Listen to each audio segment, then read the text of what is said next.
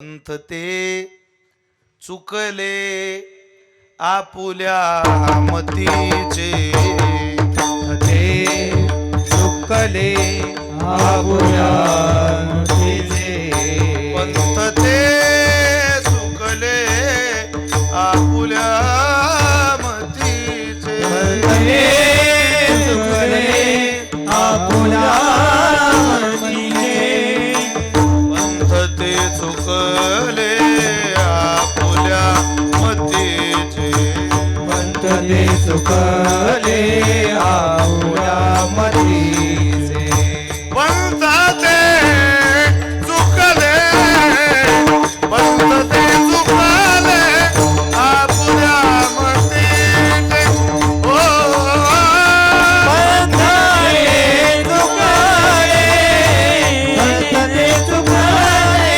आपुल्या मतीचे, हा पंथ ते चुकले चुकले आपुल्या मतीचे मतीचे, पंथ ते चुकले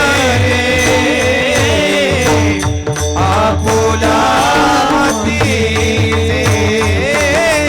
ते चुकले आपुल्या मतीचे, ते चुकले आपुल्या मतीचे, ओ दया मागे त्यांचे त्यांची हाल, दया मागे त्यांचे त्यांची हाल, दया मागे देती आल, दया मागे देती आल. सर्वांना कळावं जाणून नेमतेपणाचं लक्षण असं जर वाटत असेल तर संत वाङ्मयाकडे आपल्या जीवनाचा मोर्चा वळवला पाहिजे. मग ते आपल्याला देवाच्या विविध भागात कधी चरणाची, कधी नामाची, कधी त्याच्या स्वरूपाची, कधी त्याच्या गावाची, कधी त्याच्या वैभवाची महती सांगतात. त्यातला एक भाग संतांनी निवडला कृपेचा. देवा इतका कृपाळू कोणी नाही. तुम्ही माझा ऐका, तू खूप बरे म्हटले, त्याची इतकी कृपा नाही. तुम्ही तुमचं गुंडाळून ठेवा त्याच्या कृपेपुढं, तिथं गुंडाळून ठेवायचं. मी बोलून गेलो ना, हा गाजर पारखीपणा फार काळ मजा देत नाही, आनंदच देत नाही तो. अहो ते लग्नात बस्ता पाळायची पद्धत होती तुमच्या भागात असेल, आमच्या भागात खूप होती. इतकी पद्धत आमच्या भागात 100 जण कपडा फाळायला द्यायचे. 100 बरं का. बरं कपडा फाळायला गेल्यावर त्यातले निम्मे पे अक्कल, त्यांना कपड्यातलं कवळीचं ज्ञान नाही. हा दाखव, तो दाखव, लिलन दाखव, कॉटन दाखव, अमुक दाखव. ढिगारा झाला कपड्यांचा, कपडाच पसंत आला नाही. 100 माणसं उठले त्या दुकानातून, कपडाच नाही म्हणे तुमच्या दुकानात, आम्हाला नाही घ्यायचं इथं, आम्ही दुसऱ्या दुकानात जाऊ. आता 100 माणसं एखाद्याच्या दुकानातून उठताय आणि बाहेर निघून जात आहे. तेवढ्याच दुकानाचा मालक मोटरसायकल लावायला लागला त्या दुकानात बाहेर. राम राम राम राम. का अहो म्हणे काय तुमच्या दुकानात कपडे, या पोरांना काही कळतं आम्ही कोणते कपडे घालणारी माणसं आणि कसे कपडे दाखवताय. ते म्हटले माफ करा, पा धंद्याची रीत कशी आहे. मला जरा यायला उशीर झाला, तुम्ही दुकानात आले हे माहिती पडलं आणि मी लस्सी सांगायला गेलो, त्याच्यामुळे मला उशीर झाला. पण ती नवीन पोरं आहे जरा. अरे मूर्ख हो, कळतं का तुम्हाला कोण आलंय आपल्या दुकानात. अख्ख्या जिल्ह्यात चर्चा यांच्या घरच्या लग्नाची. 3 पिढ्याचे संबंध आहे त्यांचे ना आपले. ज्याच्याशी संबंध जोडताय त्यालाही माहिती नाही याच्यासोबत आपल्या 3 पिढ्या गेल्या कधी. पण माणसं लय डोकेबाज असतात. अरे आमचं नाक घालवता तुम्ही, कपडा कुठेही घ्या, पण हे बा तुमच्याकरता मी लस्सी चांगल्या ठिकाणची लस्सी आहे, तुम्ही एकदा घेऊन घ्या, तेवढी लस्सी घ्या. तुम्ही कपडा कुठेही पाळा, कपड्याशी मला काही नाही. तुमचे आपले संबंध आहे. तुमच्या लग्नाच्या दिवशी आम्हाला दुकान बंद करायची वेळ येईल, इतके तुमच्या वडिलांचे ना आमचे संबंध होते.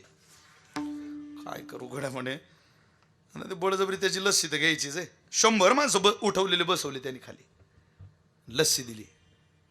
तुम्ही कपडा घेऊ नका, तुम्ही कुठेही कपडा फाडा, फक्त मी माझ्या पुतण्याच्या लग्नाकरता 2 सुरतून तागे बोलवले परवा, तेवढे एकदा नजरे खालून घाला. अरे तो सुरतचा तागा नको म्हणतो कोणता. आता त्याला हेच कळत नाही आपल्या दुकानात सुरतचा तागा कोणता आहे. तर म्हणतो मी सांगतो ही नवीन पोर आहे, तो गेला आणि त्यानं सुरतचा तागा आणला आणि फेकला पुढं. एकदम वजनाला हलकं, वॉशेबल, अगोदर कोणी घातलेला नाही, पुढं कोणी घालणार नाही, रुबीच्या मिलचं बनवून घेतलंय, प्युअर कॉटन, वजनाला अत्यंत हलकं, कोणत्याही ऋतूत घाला. 100 जण विचारतील तुम्हाला हा कपडा कुठून आणला, हा कपडा कुठून आणला. बापाला इथोच आहे, पोराला इथोच आहे, हा कपडा कुठून आणला, हा कपडा कुठून आणला. माणसं विचारतील हा कपडा कुठून आणला बा तुम्ही. असं. तुम्ही हात तर लावून पहा कपड्याला एकदा. हात लावला, माणसं म्हटले कपडा जोरदार आहे राजे. शेट्याचा भाव हा जरा महागडा आहे. नाही पण तरी भाव म्हटले हा 10,000 रुपये मीटर आहे. ते म्हटले तुमच्या पुतण्याला दुसरा ना तुम्ही, हा फाळा. फाडला कपडा. ते नोकर म्हणत मालक त्यातला दुसरा तागा दाखवला होता मी त्यांना, आणि भाव काय सांगितलं होता रे, म्हणे 300 रुपये मीटर. येड्या ते गाजर पार घे, 300चं 10,000 घेतल्याशिवाय त्यांची पूर्ण जिरत नाही.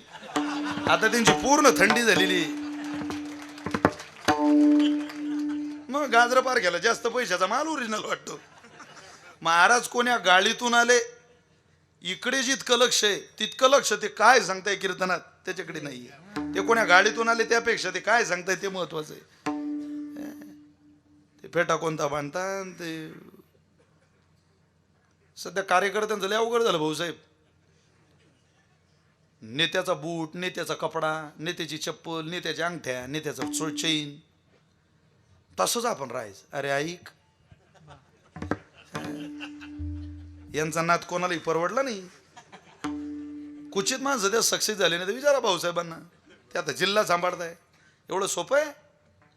विशेषतः वयाच्या 35 पर्यंत तरुणांनी कोणाची वाद होईल असं वर्तन सुद्धा करू नये, करू नका. हा एवढा मोठा खर्च आहे ना तरुणांनो. आपण ज्ञानोबा तुकोबऱ्यांची, छत्रपतींची, भगवान बाबाची लेकरं आहोत. खूप मौल्यवान जीवन आहे. काही वादाच्या भानगडीत पडू नका, काही कोणाबद्दलची घुरा मनात आणू नका. एखादा माणूस तुमच्याकडे तिरस्कारानं पाहतो हे तुम्हाला कळून सुद्धा दुर्लक्ष करा. किती दिवस वाद करायला निघाला तर घरून गाडी काढल्यावर पदोपदी वाद करावा लागतो, 10 फुटावर वाद करावा लागतो तुम्हाला. किती दिवस भांडणार. या चांगलपणात काही गोळा करायचं की नाही शिल्लक काहीतरी. उलट भांडणारी माणसं भेटले की आपलं मजबूत करायचं, स्थैर्य कधी ढकलू द्यायचं, अधिक मजबूत व्हायचं. ही अधिक घट्ट झालेली मजबूती आपल्याला पुढं जगायला बळ देते.